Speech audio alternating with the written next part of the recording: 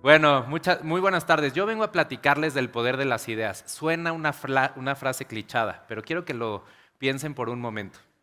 ¿Cuántas especies conocen que son capaces de imaginarse un futuro diferente a la realidad que viven y construirlo?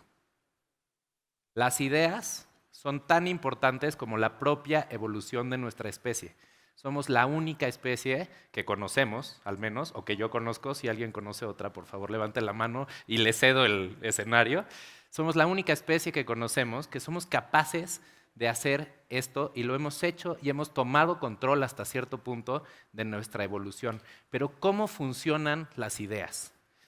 Todo empieza por la imaginación. El hombre observa y al observar se plantea posibilidades. Imagínense la primera vez que a alguien se le ocurrió, ¿por qué no podemos volar como los pájaros?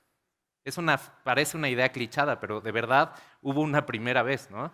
Y esta parte de la creación de una idea es súper importante porque la imaginación, ¿a dónde nos lleva? A contar historias. Y cuando contamos historias, la ficción empiezan a traer a la narrativa y a la conversación la posibilidad de que algún momento esto se vuelva realidad de maneras distintas. Por ejemplo, en el caso de volar, pues imaginamos dioses y leyendas y de repente personajes que de alguna manera lo lograban de una forma o de otra. Y eso inspira a los que lo intentan por primera vez.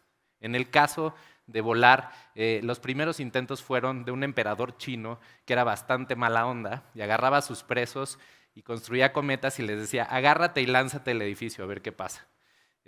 Varios murieron hasta que lograron construir un cometa que más o menos aguantó el peso de uno de los presos durante algunos segundos y escapó. Pero el primero que logró volar, al menos como está registrado en la historia, es este señor que está aquí que se llama Abbas Firnaz. Abbas Firnaz a sus 70 años, imagínense el valor, hasta en estas épocas modernas sería muy valeroso, decidió construir un aparato, un artefacto parecido a un ala delta y logró volar por primera vez durante casi 15 segundos antes de caer y romperse una pierna. ¿Por qué es importante la primera vez que logramos algo? Fíjense, este señor logró demostrar que algo que venía de la imaginación y de la ficción y de la narrativa se volviera realidad por unos segundos. Y eso hace que muchos lo empiecen a intentar. Y la idea se empieza a perfeccionar y se empiezan a buscar miles de formas distintas en las que esta idea se puede llevar a cabo. Y fue muchos años después, hasta los hermanos Wright, que se logró un vuelo durante varios minutos que precede la aviación comercial. Y en 1918, por primera vez, se vendieron boletos de avión y cualquier persona, aunque no hubiera participado en este proceso de creación e innovación, se pudo subir un avión y volar. ¿Cuánto tomó que alguien lograra por primera vez volar a que cualquiera pudiera comprar un boleto de avión? Tomó 1000 años. 1000 años de que alguien voló por primera vez a que todos pudiéramos volar.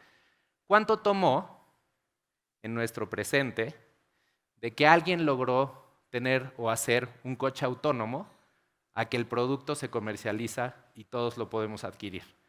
9 años. Ese es el avance tecnológico. La tecnología está acelerando el poder de la imaginación y la capacidad de transformación de nuestro presente. Y hoy más que nunca, esta especie está tomando la decisión de lo que va a suceder no en 1000 años, sino en los siguientes 5, en los siguientes 10, en los siguientes 15. Así de grande es la responsabilidad que tiene esta generación. Estamos en el mejor momento de la historia de la humanidad para transformar nuestra propia especie. Ahora, ¿qué pasará en los siguientes 20 años? ¿Cómo cambiarán nuestras vidas en las siguientes décadas por esta tendencia de la transformación y el poder de las ideas en nuestras propias vidas alrededor del avance tecnológico? De eso vamos a hablar un rato, ¿les parece? Entonces vamos a hablar un poquito del futuro de algo que a todos nos apasiona, la transportación. Empecemos por ahí porque los coches autónomos ya nos trajeron a este tema. ¿Cómo nos vamos a transportar en el futuro? Bueno, es muy interesante decir que cada vez que hablamos del futuro de la transportación, nos imaginamos autos que vuelan, autos que se manejan solos, autos que tienen cabinas en las que nos podemos dormir.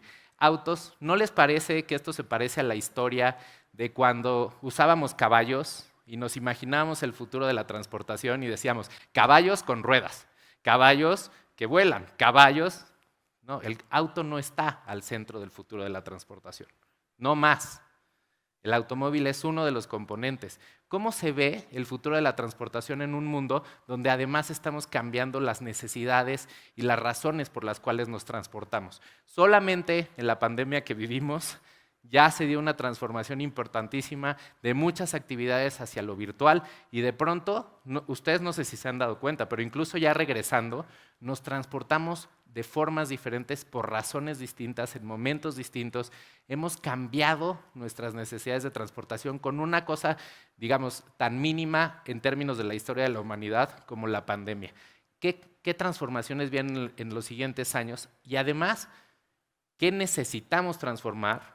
Porque estamos creando un daño a nuestro planeta enorme también del lado de la transportación, ¿no? Entonces, el 50% de la contaminación urbana hoy proviene de la transportación, ¿vale? Entonces no solamente está cambiando los hábitos, sino que tenemos la necesidad de empezar a pensar distinto. Entonces, vamos a hablar mejor del futuro de una transportación como la construcción de una red operativa que conecte a todos los vehículos, tanto personales como comerciales, para de alguna manera que podamos optimizar esto. Imagínense un Uber, pero conectado a todos los medios de transportes que se puedan imaginar. Sabemos que el futuro de la transportación va a ser eléctrica. ¿Por qué? Porque no podemos seguir contaminando. Sabemos que el futuro de la transportación, además, va a ser autónoma. ¿Por qué? Porque ya estamos desarrollando vehículos autónomos. Y sabemos que el futuro de la transportación va a estar conectada a un sistema operativo que de alguna manera va a crear una red que optimice la forma en la que nos transportamos en muchos vehículos diferentes, ¿no? Entonces el futuro de la transportación tiene más que ver con este aparato que con el auto, con la capacidad de conectarnos a una red que nos optimice la manera en la que nos transportamos. Imaginémonos una red que conecta a todos los medios de transporte y que nos da opciones. Y, por ejemplo, hoy tengo que ir a una reunión a dar una conferencia, entonces primero me subí a una cápsula autónoma eléctrica y me transporté de una parte de la ciudad a otra en este tipo de vehículos. Una vez que me transporté ahí, me subí a un drone que me llevó a un centro de movilidad en otra ciudad. En ese centro de movilidad, por ejemplo, voy a tomar otro tipo de vehículo que me va a llevar al final a mi destino. La diferencia es que hoy vengo de exactamente 3 kilómetros de distancia.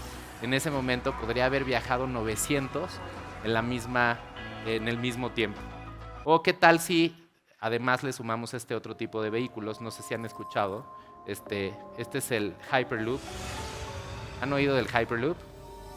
Bueno, el Hyperloop es un túnel que te transporta, es una cápsula en un túnel que no tiene fricción y que te transporta a una gran velocidad del punto A al punto B. Este es como los centros de movilidad, como se los imagina Virgin en el futuro, y que se van a combinar con este otro tipo de vehículos como los drones para poder viajar miles de kilómetros o cientos de kilómetros en lo que hoy viajamos apenas algunos kilómetros, ¿no? Esto es como ellos visualizan el Hyperloop, que tendría la capacidad de traernos a 900 kilómetros por hora de una ciudad a otra de una forma muy, muy, muy eficiente, todo conectado a esta red.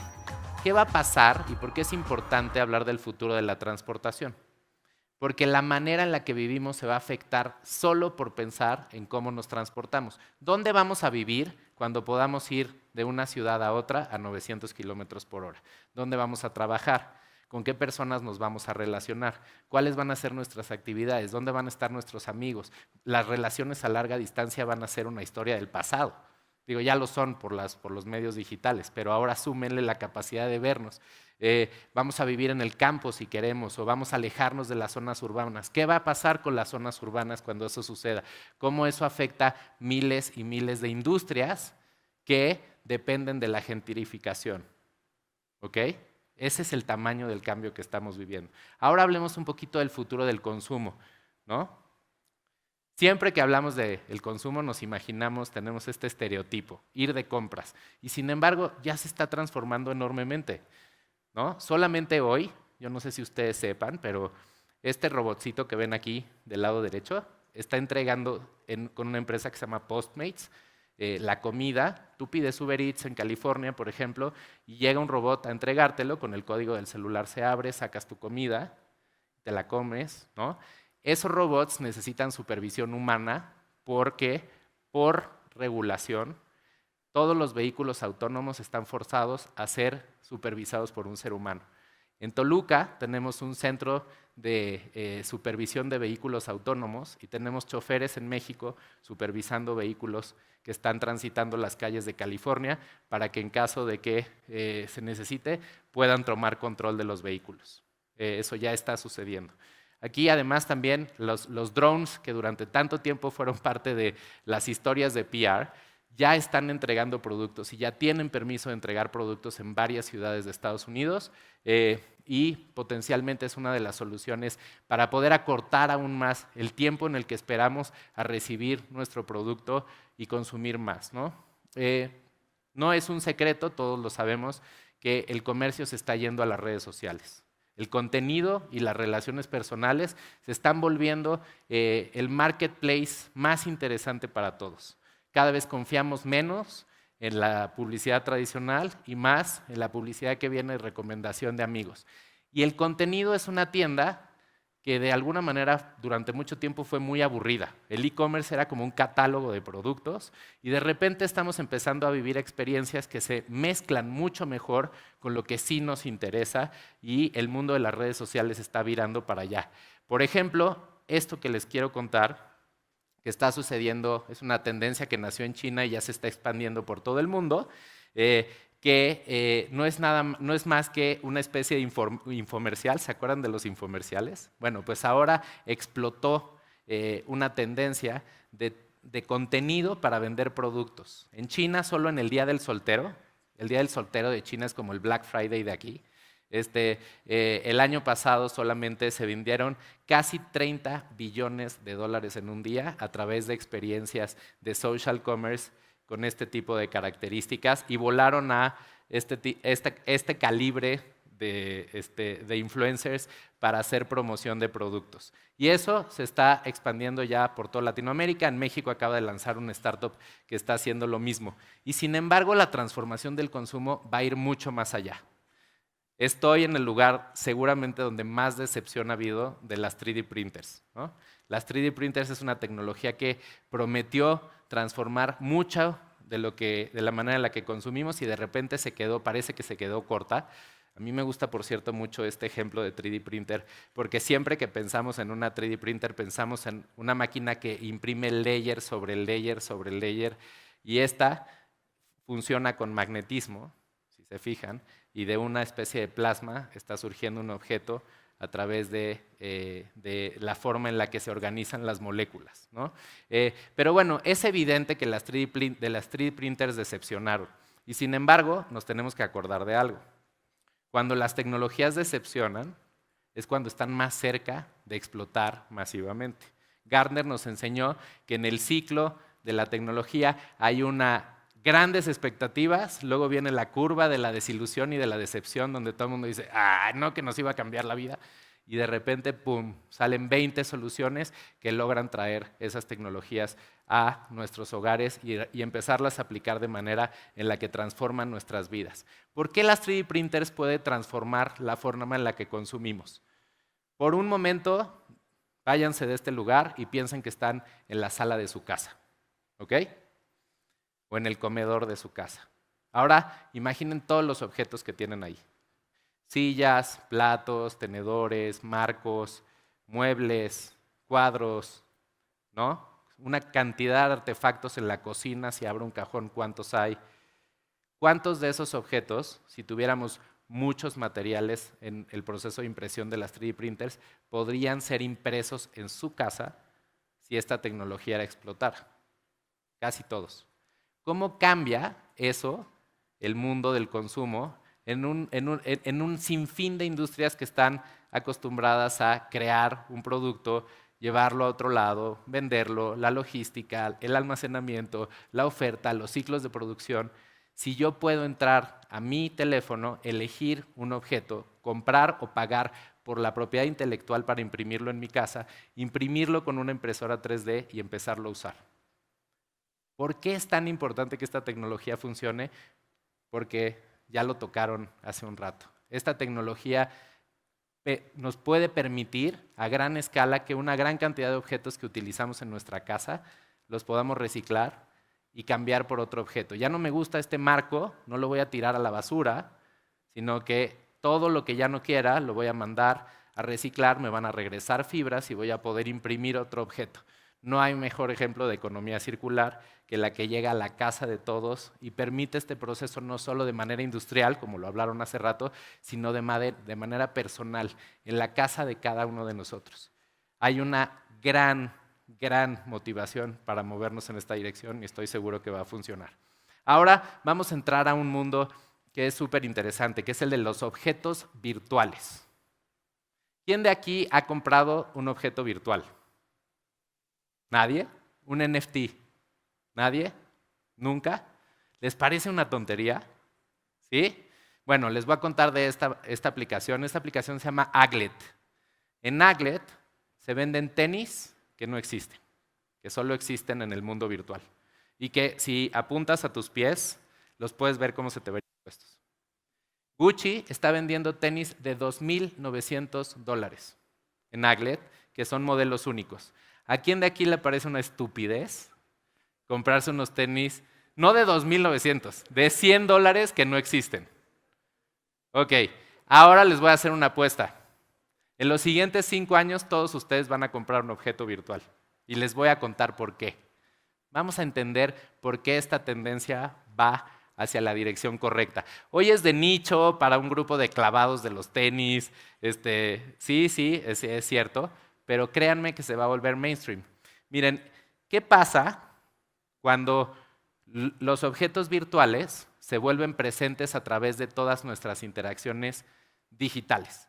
Es decir, ¿qué pasa si esos tenis, o en este caso una camiseta, como están viendo aquí, se pudiera ver cada vez que yo hago una videollamada o cada vez que subo un posteo a mis redes sociales? Yo podría traer una camiseta blanca, ¿no? Y a través de seleccionar un filtro, como está aquí, pues cambiar el diseño de mi camiseta. O yo podría traer una camiseta blanca y que a través de mis redes sociales, videoconferencias, etcétera, ustedes me vieran de corbata, como Román. ¿No? Ese sería, entonces cuando lo vuelves filtros que tienen interacción a través de plataformas digitales que sí usamos, ya no está tan mal, ¿no? Les apuesto lo que quieran que en los siguientes 3 años las marcas más importantes de moda del mundo van a lanzar prendas virtuales que vas a poder comprar como filtros y las vas a poder usar en todas tus interacciones virtuales. Ahora vamos a ir un poquito más allá. ¿Por qué Facebook está invirtiendo tanto dinero en el metaverso? Y más aún, no sé si ustedes sepan, pero Facebook tiene una compañía que se llama Oculus, que hacen lentes de realidad virtual, que están tratando de hacer cada vez más pequeños. Ya existe un prototipo que no ha logrado que se comercialice por la cantidad suficiente, que es como unos lentes normales, como unos lentes Ray-Ban, como los que ven aquí. Entonces ahora imagínense que esos lentes salen al mercado el año que entra, que todos nos empezamos a comprar esos lentes y de repente mi camiseta y mis tenis virtuales que solo veían en redes sociales y en las videollamadas, ¿qué creen? Que ya lo ven ahorita, porque traen los lentes. Y como traes los lentes, tú puedes ver la capa virtual. ¿Ustedes creen que Facebook realmente está invirtiendo en el metaverso porque le interesa que un grupo de nerds compren terrenos en el mundo virtual? No. Facebook está construyendo la capa virtual que va a superponer sobre la realidad cuando la realidad aumentada venga a nosotros a través de estos devices y todos los usemos. Y ese grupo de nerds es el que lo está construyendo gratis para Facebook. Eso es lo que estamos viviendo. Ahora imagínense que de esos lentes Ray-Ban cambiamos a unos lentes de contacto. Y todos nos los ponemos. Y de repente existe una capa virtual sobre la realidad material. ¿Qué pasa con el mundo cuando la realidad material puede ser así y yo lo puedo ver así? ¿Cuál es la transformación que esto puede traer a muchas industrias, incluyendo ustedes, evidentemente, pero muchas otras también? La realidad material va a tender a ser cada vez más simple y en la capa de diseño se va a mover al mundo virtual, en el que vamos a construir experiencias además personalizadas y vamos a hacer microtransacciones para transformar cómo percibimos la realidad física. Ahora, les hago una pregunta. Cuando todos tengamos acceso a esa tecnología y cada quien decida cómo percibir la realidad, ¿cuál es la realidad? ¿En dónde nos encontramos? Ese es el tamaño de la transformación que estamos viviendo o que vamos a vivir solo en los siguientes años con esta tendencia de transformación. ¿Qué pasa con el lenguaje? Ustedes se han puesto a pensar que somos la primera generación en el mundo en el que vamos a vivir realmente que se cae la barrera del lenguaje, que nos podemos comunicar todos con todos. Yo no sé si ustedes sepan, pero una de las aplicaciones más importantes de inteligencia artificial es la traducción simultánea de cualquier idioma a cualquier idioma, y ya se están probando. Microsoft tiene una tecnología para sus videollamadas donde puedes hablar en un idioma y tú escuchas en otro idioma si no hablas en ese idioma. Y como ese producto van a salir miles en los siguientes años. El punto es que todos nos vamos a poder comunicar con todos con una tecnología tan sencilla como esta. ¿Ok? ¿Saben lo que eso significa? No existe, no hay un precedente en la historia de la humanidad de un momento en el que todas las culturas se puedan comunicar. ¿Cuál es el potencial de innovación? ¿Cómo se transforma culturalmente el mundo? ¿Cómo es la transformación política? ¿Cómo transformamos el comercio? ¿Cómo escalamos los conflictos a un nivel mucho mayor también? ¿Pero qué creen? Eso no es lo más importante. Lo más importante es que la tecnología está aprendiendo a hablar nuestro idioma.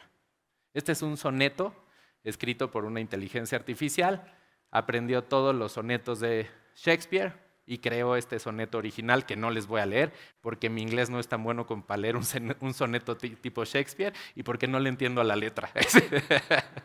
Pero el punto es que la capacidad existe. ¿Por qué es importante que la tecnología aprenda a hablar nuestro idioma? ¿Alguien de aquí es programador? No. Bueno, ¿cuánto tiempo le toma a un programador aprender a programar? ¿Cuántos lenguajes de programación existen? ¿Cuántas personas? Los programadores por excelencia son los que saben hablar el lenguaje de la tecnología. Eso es básicamente su capacidad. Pues, ¿qué creen? Que ahora la tecnología está aprendiendo a hablar el nuestro, y esta es una aplicación de GPT-3, que es el programa de inteligencia artificial más avanzado que hay en el mundo, en el cual un tipo como yo, que tiene cero idea de programación, le empieza a decir, oye, así, en voz o escrito, ¿por qué no me haces un botón de todos los colores del arco iris? Y lo que hace es traducir del lenguaje humano a código. Y de repente cualquier persona puede programar. Ya no necesita ser programador para programar porque la tecnología está aprendiendo a hablar nuestro idioma. ¿Y saben lo que implica que todos podamos programar? La transformación masiva de nuestra realidad. Ese es el futuro del lenguaje. La tecnología hablando nuestro idioma y nosotros pudiendo modificar para qué usamos la tecnología sin necesidad de aprender su lengua. ¿Ok? ¿Qué pasa con el cuerpo? Vamos a movernos a direcciones cada vez más incómodas, ¿les parece? No hay nada más personal que el cuerpo, ¿no? Bueno, sí hay, ahorita les voy a contar, pero el cuerpo es muy personal. ¿Cuál es el futuro de nuestro cuerpo? Evidentemente que estamos cambiando la forma en la que nos relacionamos con nuestro cuerpo, ¿no? La pandemia, por ejemplo, aceleró la necesidad de saber cómo estamos, de cuidar nuestra salud, de prevenir la salud, de tener una cultura de salud mucho más preventiva. ¿Cuántos de ustedes tienen un device que revisa sus signos vitales constantemente? Aquí, un smartwatch. Ok, ya miren, ahí va, poco a poco. ¿Cuántas veces al día checan su mail? Denme un ejemplo. O sea, alguien tira un número. El WhatsApp, ¿cuántas? ¿100? ¿200? ¿1000? ¿Cuántas veces al día checan su cuerpo? ¿No les parece que estamos idiotas? No, en serio, lo digo así con toda, es que no hay mejor palabra. O sea, no puede ser que estemos checando más nuestros correos o nuestras redes sociales que el estado de nuestro cuerpo. Claro, porque no existían las tecnologías para verificarlo, pero ¿qué creen? Que cada vez existen más y cada vez estamos más aptos a usarlas. Estos los conocen, pero les voy a platicar de compañías que posiblemente no sepan y que están transformando la manera en la que vamos a revisar y checar nuestra salud constantemente. Esta es una compañía que se llama Bina y Bina hace algo increíble.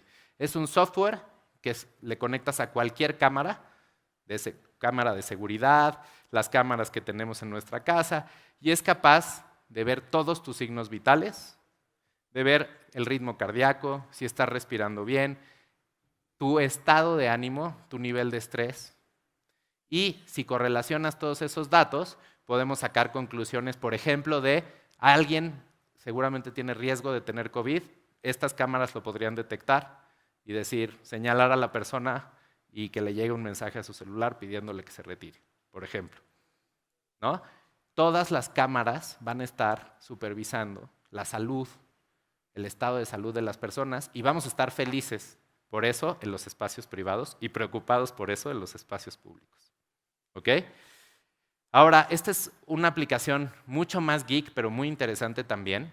Con el Wi-Fi, esta compañía está traqueando el movimiento y puede definir si alguien tuvo una caída, un accidente o incluso está en peligro de morir. Solo con el Wi-Fi. Es una adaptación a cualquier módem del mundo. Con el Wi-Fi de tu casa pueden saber si alguien cayó, si alguien tuvo un accidente, si alguien necesita ayuda médica. ¿Ok? Esta empresa me encanta. Es una empresa que se llama Sight y este es su aparato estrella que se llama Olo. ¿Ustedes escucharon de Theranos? Theranos es una compañía, hay un gran fraude y un documental en Netflix, les invito a verlo, de una chica que levantó muchos billones de dólares para crear una compañía que te sacaba una gota de sangre y con una gota de sangre te hacían análisis sanguíneos. ¿Ok?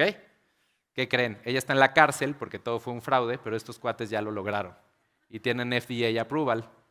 Y en México ya existe alguien que tiene la licencia de comercialización. Una gota de sangre de tu dedo, puesta en una plaquita, la plaquita la insertas en este aparato y en 10 minutos te regresa una biometría hemática, sin necesidad de que te saquen sangre.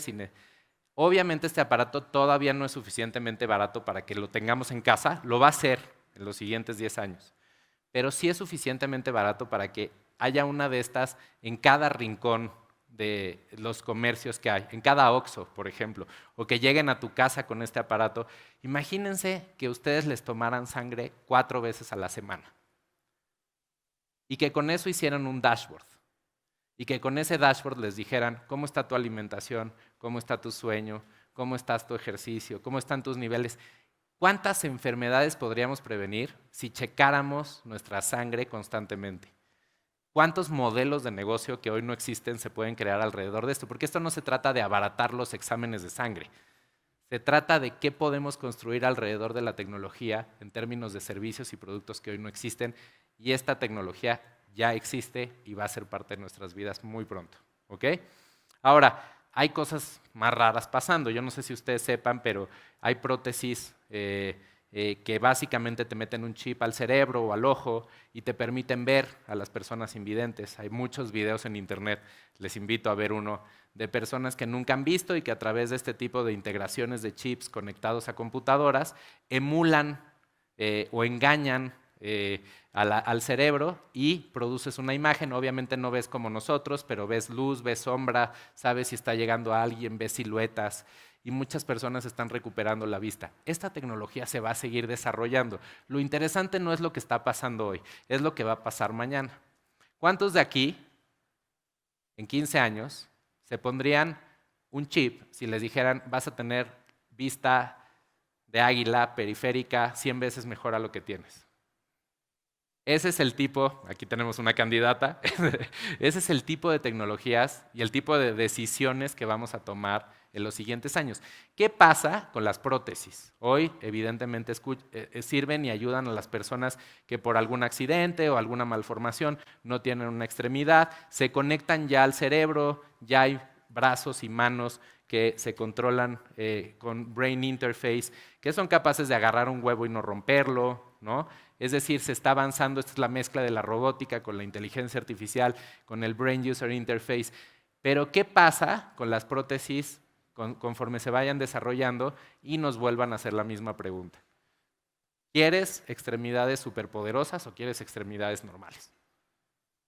¿Cuántos de nosotros vamos a tener que tomar la decisión en los siguientes años de, no por un tema de salud, no para curarnos, sino para mejorar nuestro performance o tener más capacidades?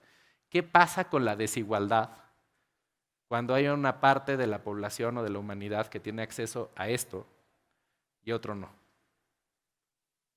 ¿Qué es discapacidad en un mundo donde existen personas que tienen poderes más allá de lo normalmente humano y personas que somos solo humanos? ¿Dónde está la discapacidad? Todos estos dilemas éticos los vamos a tener que vivir y enfrentar en los siguientes años alrededor de decisiones que cuando las pensamos para nosotros mismos decimos, obvio, quiero tener vista de águila, pero cuando te pones a pensar en todo lo que puede implicar ese nivel de desigualdad y lo ves en colectivo, empieza a ser una discusión ética y compleja, ¿no? Las 3D printers no solo imprimen plásticos, metales, etc. Hay 3D printers de órganos. No sé si sepan, seguramente ya los han escuchado. Imprimen cartílagos, ¿no? Y están imprimiendo ya cada vez cosas más complejas. Ya imprimen filetes, por cierto. Pero ¿qué pasa cuando se puedan imprimir órganos complejos? Yo tengo 43 años. A mí ya me toca mi servicio de 43,000 kilómetros donde me tendrían que cambiar el hígado, seguramente. ¿Por qué voy a tener que vivir con el mismo hígado hasta el final de mi vida? Si a mi coche lo llevo al taller y le cambian las llantas y las bujías. Bueno, si se pudieran imprimir órganos, no tendríamos el servicio de los 40,000 kilómetros, ¿cuál sería? No, pues cámbiame ya esto y aquello y no sé qué, y mejores ojos, estoy empezando a perder la vista, ¿no? ¿Cómo funciona el mundo cuando unos tengan acceso a eso y otros no? Esta tecnología es súper interesante. CRISP es básicamente una forma de editar el código genético. Son unas tijeras que logran cortar muy efectivamente, tijeras evidentemente biológicas. Es una imagen que estoy creando en su cabeza, y reemplazar partes del código genético. Se está utilizando para curar enfermedades congénitas, está increíble, pero también están haciendo experimentos un poco raros, ¿no? Por ejemplo, un gato que le pusieron el gen de la bioluminiscencia en China que brilla en la oscuridad, ¿no? Entonces, vamos a empezar a tocar nuestro código genético. Qué padre que lo hacemos para curar enfermedades, qué padre que podemos regresarle la salud y evitar que muchas personas sufran, pero ¿qué pasa cuando lo usamos para empezar a mejorar nuestras aptitudes y nuestras capacidades? Esto ya está sucediendo. Vamos a poder elegir los ojos de nuestros hijos, la capacidad. Bueno, ya empezamos, ¿no? No sé si alguien de aquí ha vivido el proceso de tener un hijo en probeta, o rentar un vientre, o comprar óvulos, o ya empiezas a tomar decisiones de qué color de ojos prefieres, qué tipo de capacidades. Ya estamos en ese momento, nada más que no nos hemos dado cuenta de las implicaciones que eso puede tener masivamente. Pues sí hay algo más personal que el cuerpo. ¿Están de acuerdo? La mente. La mente es la frontera más íntima de todos los seres humanos. Es más, imagínense la incomodidad de pensar que alguien está dentro de tu mente y puede escuchar todo lo que tu mente dice. ¿Quién prefiere 1000 veces subirse desnudo a este escenario a que su mente fuera pública? Si tuvieran que elegir, en serio, tienen que elegir, o se suben encuerados acá, o todos podemos escuchar lo que están pensando. ¿Quién escucha subirse encuerado? ¿Quién elige subirse encuerado? Ah, está dividida, ¿eh? ¿Quién elige que escuchemos todo lo que su mente está pensando? A nadie le, o sea, hay muchos que no eligieron, de plano. Yo dije, yo no juego este juego. Bueno, ¿por qué es tan importante y tan interesante el futuro de la mente? De entrada, esta pregunta no se las voy a contestar, porque nadie la puede contestar. No sabemos, no tenemos las pruebas científicas necesarias para definir la diferencia entre el cerebro y la mente. No sabemos si es lo mismo. No sabemos si en el cerebro está contenida la mente o si la mente es otra cosa más allá del cerebro. O sea, podemos intuirlo porque lo experimentamos, pero saber con prueba científica, esta es una pregunta que ningún científico puede contestar todavía. No se sabe cuál depende de cuál, no conocemos, eso sí lo sabemos, no conocemos ni usamos todas las capacidades que tiene nuestra mente. ¿Por qué? Porque la cantidad de data que hay en cada una de nuestras mentes es absurda. Tenemos 100 billones de neuronas con 100 trillones de conexiones. Cada uno de los que estamos aquí. Esa es la capacidad y la complejidad de cada una de nuestras mentes. Sin embargo, no todas las especies tienen mentes tan complejas o cerebros tan complejos, ¿no? Por ejemplo, una mosca tiene 8 millones de neuronas con 8 billones de conexiones. ¿Y qué creen? Que ya existe, perdón, me voy a regresar un equipo en una universidad de Estados Unidos que ya hizo un conectoma. ¿Qué es un conectoma? Porque van a empezar a escuchar esta palabra. Un mapa de un cerebro. Así como hay un mapa del código genético, que lo hicimos hace algunos años y cada vez es más barato tenerlo y ya lo puedes digitalizar por $1,000 más o menos ahorita, todo tu código genético. Bueno, pues ¿qué creen? Que están haciendo mapas de cerebros, de toda la información y conexiones contenidas en un cerebro. Y ya existe el conectoma completo del cerebro de una mosca, con 8 millones de conexiones y 8 millones de neuronas y 8 billones de conexiones. Ya está mapeado, ya se sabe cuáles son todas las conexiones, para qué sirve cada una, qué conexión produce el vuelo, qué conexión produce, todo eso ya está. En los siguientes 40, 50 años, por la capacidad de cómputo y el crecimiento exponencial de la tecnología, vamos a hacer el conectoma del cerebro de una persona. Y vamos a poder tener el mapa de todas esas conexiones, para qué sirven, cómo funcionan, y qué comportamientos, conocimientos, enfermedades, etcétera, significan cada una de esas conexiones. Cuando algo se vuelve información, lo podemos modificar. Y cuando lo podemos modificar, podemos empezar a crear algo diferente, como en el código genético. ¿Ok? Entonces, ¿qué implicaciones tiene eso en la mente? Déjenme regresar un poquito más al presente. Solo en los últimos 10 años hemos aprendido más de la mente humana que en toda la historia de la humanidad. Solo en los últimos 10 años. ¿Por qué? Porque no existía ni el MRI, ni el ¿cómo se dice? Gracias. No, pero el estudio. Gracias.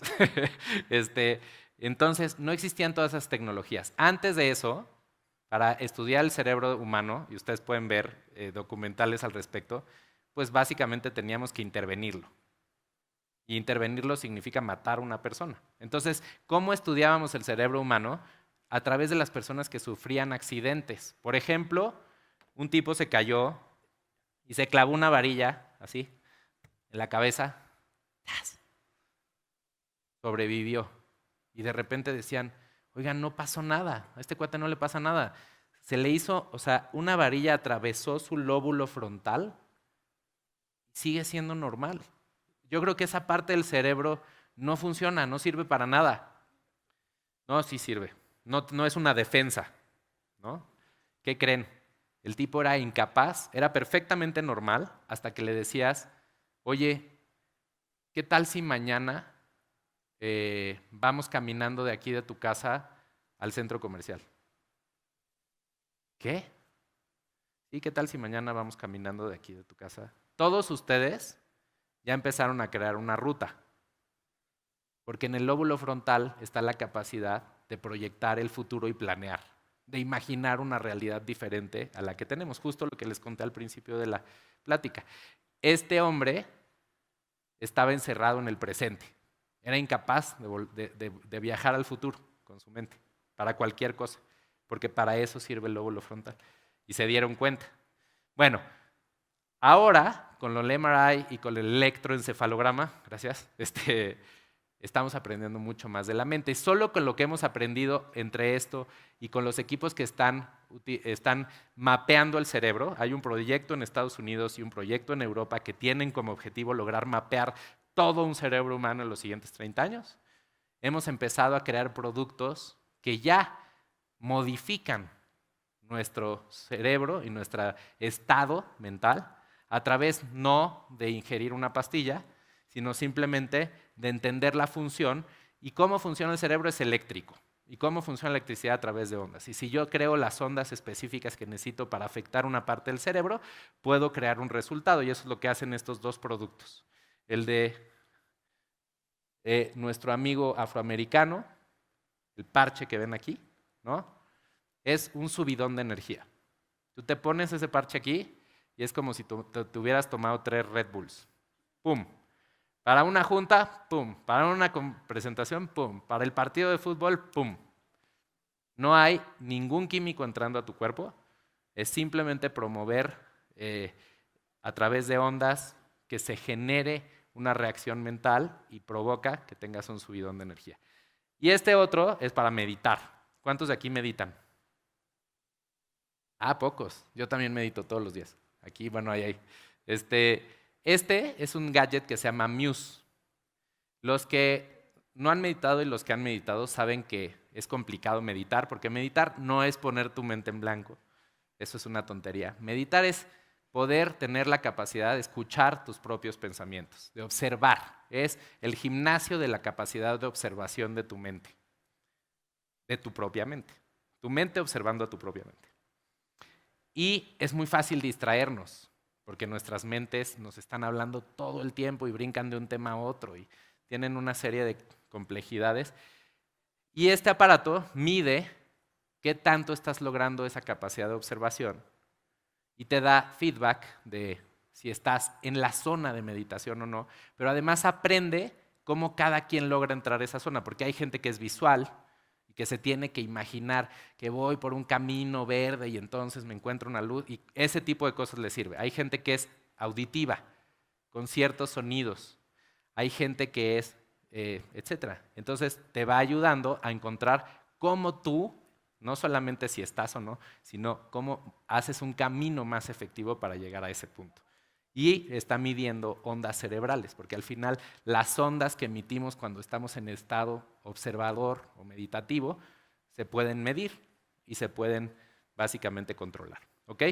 Ahora, esto va a seguir avanzando, el conectoma va a seguir avanzando, vamos a seguir aprendiendo cada vez más de la mente humana y entonces vamos a poder modificar aspectos mucho, mucho más importantes mentales, como el sueño, la memoria, el aprendizaje, el dolor, la motivación, el lenguaje, la economía de las emociones, la economía de la mente, el mercado más grande y menos explotado del mundo. Si no, pregúntale a los narcotraficantes. La economía de la mente vale todos los trillones de dólares. Y ese es el mercado más importante que explotará en los siguientes años. Los siguientes Googles, Amazons, unicornios y recontraunicornios y a ver qué más nos inventamos, van en los 20 años siguientes, van a venir aquí. Sin duda. Y el que piense que su industria no va a sufrir disrupción, hasta los narcos van a sufrir disrupción, para que me entiendan. Y obviamente las farmacéuticas. ¿Ok? Vamos a... o ya se están explorando tecnologías con todo este conocimiento un poquito más raras. Resulta que la mente funciona con descargas eléctricas. Nuestras neuronas se comunican con descargas eléctricas. Esas descargas son una especie, se pueden imitar con este tipo de luz. Eso se llama optogenética. Este es un cable conectado al cerebro de un ratón que está apuntando una luz que es muy precisa a ciertas neuronas del cerebro del ratón y con eso el ratón puede aprender cosas que no sabía. Están logrando pasar información de un animal a otro. Por ejemplo, si conectas todas estas neuronas, puedes abrir una puerta. Para abrir una puerta, las neuronas que se conectan son estas. ¿Por qué no pasamos esa conexión al ratón a ver qué pasa? Y están empezando a transmitir a través de conexiones y mapas de neuronas específicas conocimiento, ahorita a ratones, ahorita es invasivo, pero puede ser una tecnología que llegue a ser mucho más precisa y menos invasiva en los siguientes años.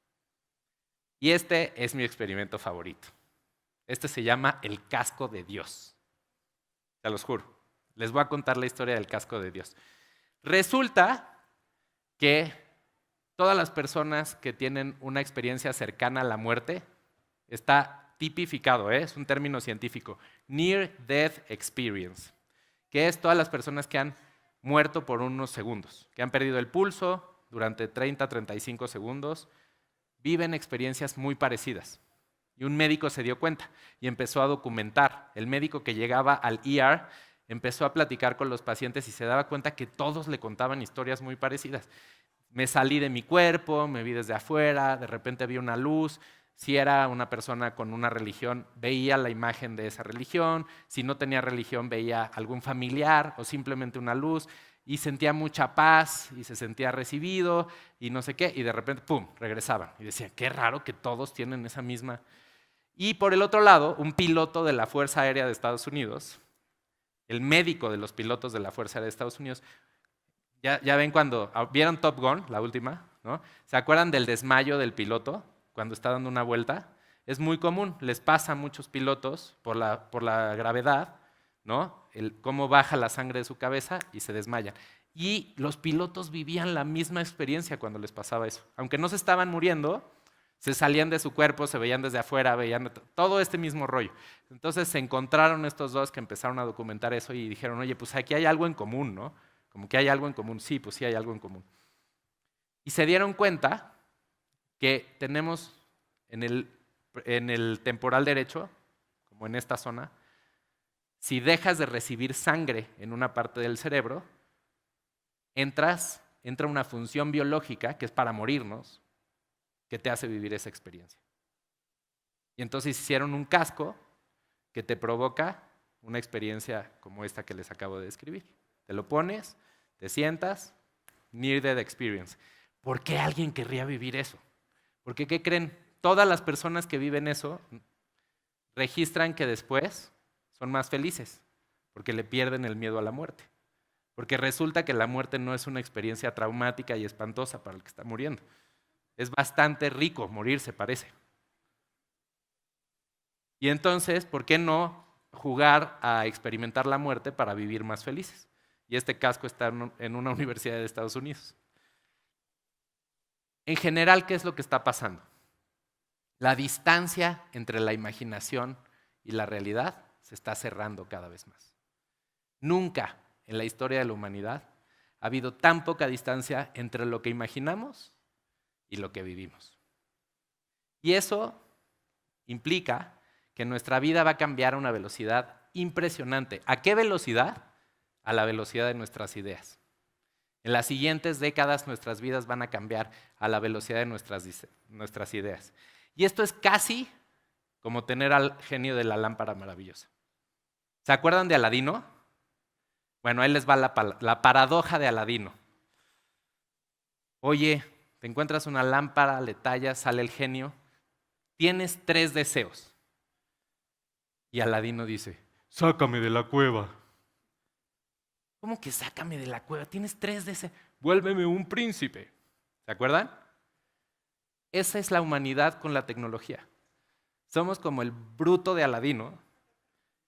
La tecnología nos está diciendo, pídeme 3 deseos, y decimos, $1 billón, 2 billones, 10 billones de dólares. Un castillo, 7 Ferraris. Quiero más dinero.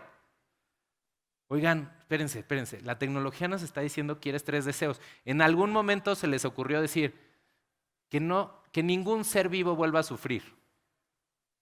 Que el planeta, que no exista la contaminación en el planeta, que nadie pase hambre. A lo mejor con uno de esos deseos, todo lo que habías pedido se cumplía, ¿no? Tenemos que dar el paso del yo mimé conmigo al 1, 2, 3 por mí y por todos mis compañeros. Si no damos el paso del yo mime conmigo al 1, 2, 3 por mí y por todos mis compañeros, la humanidad va a ser como Aladino con el genio en términos de la tecnología. Si lo damos, la tecnología que estamos desarrollando puede ayudar a que esta especie sobreviva y viva prósperamente. Si no lo damos, créanme, este mundo se va a acabar, nos vamos a acabar el planeta, la desigualdad nos va a destruir y posiblemente el genio signifique el fin de la humanidad. Ojalá, esa es la decisión que estamos tomando en nuestra generación, se los digo en serio. Muchísimas gracias.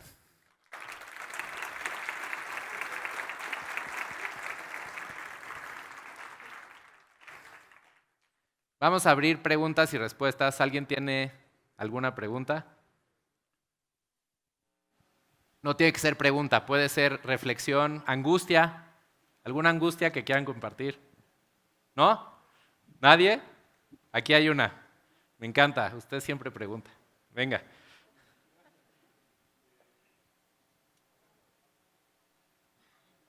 Hablando de la tecnología, del famoso metaverso y todo ese tipo de cosas, de repente, pues sí puede dar miedo entrar a la Matrix, ¿no? Sentirse dominado por alguna inteligencia artificial, porque dentro de la Matrix tú puedes ser quien quieras. O sea, te puedes disfrazar, te puedes vestir, puedes darte superpoderes, puedes crear tu avatar. Sí. Entonces, esa parte, pues sí puede llegar a dar un poco de temor. Y pasando a la parte comercial, pues obviamente ahora con toda esta parte del metaverso, pues puedes ir con unos lentes de realidad virtual a ver un producto, tomarlo, analizarlo, simular, hacer cosas antes de hacer un lanzamiento, ver hacia dónde se están enfocando los ojos en un punto de venta y basado en eso, pues detectar las zonas donde el usuario pone más atención y con eso tomar decisiones comerciales. Entonces, sí, por un lado la tecnología puede ayudar a muchas cosas, pero por el otro lado sí da un poquito de miedo. Sí, justamente por eso la reflexión. La pregunta, la historia de Aladino es ¿para qué? Antes de pedir un deseo, digamos en esta analogía, tendríamos que preguntar ¿para qué?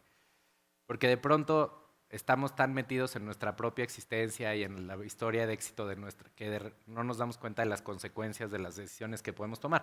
Simplemente hace rato presentaron tecnologías muy importantes para reemplazar los materiales con... Bueno, es muy importante, hay una oportunidad porque lo tenemos que hacer. Eso mismo con la tecnología, ¿no? La misma tecnología puede ser utilizada para... La energía nuclear es el mejor ejemplo. Es la misma tecnología para el bien o para el mal, ¿no? Digamos, llevado al extremo. Entonces, la pregunta, los seres humanos tenemos que empezar a cuestionarnos profundamente, ¿para qué? Porque tenemos mucho poder. Poder que excede a nuestra propia especie. Ya comprometió al planeta, comprometió a todas las demás. Ese poder es una responsabilidad.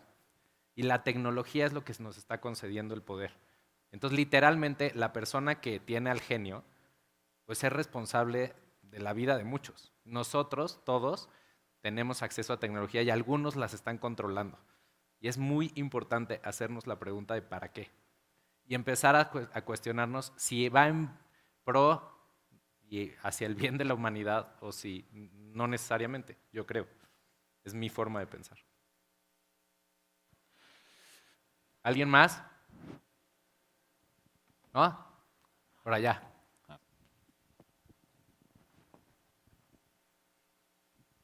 Hola.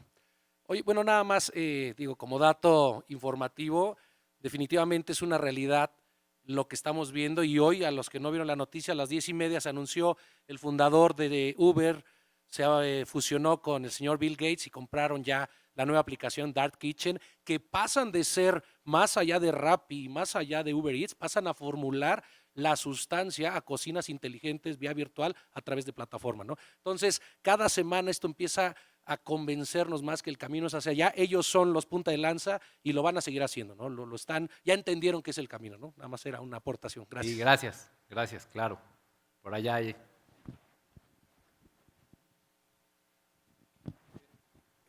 ¿Aló? Ya. Me gustaría saber tu opinión más como que aterrizado a nuestros pueblos, porque siempre vemos a las estrellas y como que estamos atrasados como 10 años en tecnología contra los países desarrollados. ¿Qué, qué parte de la tecnología tú ves que podamos desarrollar pragmáticamente en los próximos 5 años en países como México o Latinoamérica? ¿Dónde tú crees que hay más potencial? Mira, déjame no sé si voy a responder exactamente a tu pregunta, pero déjame la llevo para acá. Yo creo que el potencial no está en el desarrollo tecnológico únicamente, ¿no? Realmente los países que están desarrollando la tecnología son pocos, en realidad. O sea, Israel, Estados Unidos, eh, Japón, China, evidentemente. Podemos hacer una lista, pero el potencial no solo es desarrollar la tecnología, sino es cómo aplicas la tecnología. Entonces, les puse un ejemplo el ejemplo de Sight y Olo, la maquinita que te hace exámenes de sangre. El negocio grande, posiblemente, que esto se llama, se mide en la tecnología, muchas veces el que crea la tecnología no se queda con el negocio más grande. El que se queda con el negocio más grande es el que aplica la tecnología para transformar una necesidad humana. ¿Ok? Entonces, yo creo que en México y en Latinoamérica tenemos una gran oportunidad para crear productos y servicios donde estemos aplicando las tecnologías que se crearon en otro lugar del mundo. Esa es la forma en la que yo lo veo, y además lo hago. Yo invierto y soy socio de un fondo de inversión que invierte en tecnologías del mundo y representa y las trae. Por eso les conté la historia de que en Toluca tenemos un centro de telemanejo de vehículos autónomos. ¿Inventamos la tecnología aquí? No. ¿Pero qué crees? Que tenemos una fuerza de trabajo y una mano de obra muy bien capacitada a un costo muy competitivo contra Estados Unidos. Y esa tecnología puesta en Toluca está dándole servicio de supervisión de autos autónomos a muchos que están en Estados Unidos y que están en otros países primermundistas, ¿no? Entonces yo creo que el secreto, porque la verdad, la respuesta a tu pregunta es cero. Latinoamérica y México no tienen, se los digo, podemos discutirlo, no es cero, pero es muy complicado que entremos en el desarrollo tecnológico de manera competitiva, a menos de que nos vayamos a industrias muy, muy específicas, ¿no? Pero en las grandes tecnologías no van a surgir aquí, pero no importa, porque el que cambia el mundo no es el que crea la tecnología, sino el que aplica la tecnología a alguna problemática del ser humano. Y en eso somos muy buenos. Yo creo que hay grandes oportunidades y grandes ventajas, además. Muchos jóvenes en nuestros países. Gracias.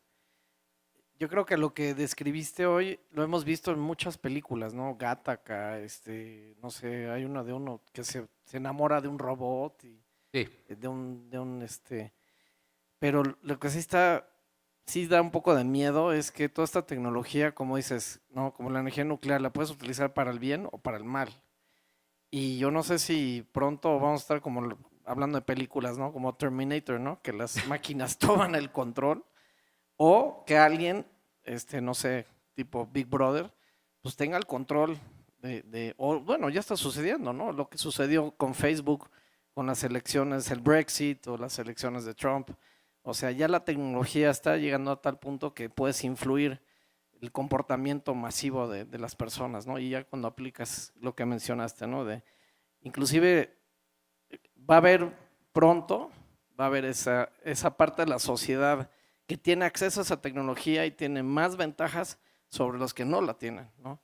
Lo que decías de los superpoderes y poder diseñar tu hijo como tú lo quieras, ¿no? Deja tú el color de los ojos, qué nivel de IQ, qué altura, sí, ¿no? Entonces, sí está un poco peligroso. Por ejemplo, no mencionaste el cómputo cuántico. Algo que da miedo es que cuando estén ya las computadoras cuánticas, los passwords ya no puedes aplicar un password porque la tecnología es tan poderosa que puedes craquear cualquier password en segundos, ¿no? sí, la Entonces, capacidad la capacidad de análisis de datos que nos da el cómputo cuántico está detrás de, por ejemplo, la posibilidad de hacer el conectoma de un cerebro. Es decir, son los posibilitadores de muchas de las historias que les conté. Y por eso estreso de manera, lo tenemos que llevar a nuestra vida personal. Cómo empezamos a tomar decisiones en nuestras familias, en nuestros negocios, en nuestro ámbito, siendo conscientes de las consecuencias, porque no podemos exigir a las empresas que lo sean si nosotros mismos no lo seamos. Yo creo que lo tenemos que demandar para que sea una oportunidad de mercado, para que las empresas, entonces tenemos que demandar que las empresas trabajen por un mundo más, Sí. con los valores que queremos de alguna manera promover. Sí, el ejemplo que ahorita mencionas es justo con la privacidad, ¿no? O sea, si tú te dejas, las empresas se van a meter, pero hasta la cocina. Pero precisamente es algo que tú como ciudadano tienes que tú poner límites porque las empresas, pues ellas quieren sacar su bottom line, ¿no? Y es donde como sociedad, como humanidad, tenemos que ir poniendo límites, Sí, ¿no? y tenemos que exigir y que peguen los resultados de negocio y el valor de las acciones, que haya comités de ética en las empresas que están desarrollando estas tecnologías, que realmente funcionen, que sean autónomos, que regulen o autorregulen la forma en la, porque no lo estamos logrando. Hay muchas historias de cómo realmente hoy no está funcionando, pero depende de nosotros. Sí, es decir, estamos en un punto donde vamos hacia el paraíso. O sea, el infierno, ¿no? Eso es que los extremos parecen ser las direcciones más posibles. Gracias. Algo. ¿Alguna otra pregunta? Creo que ya estamos. Ya. Gracias.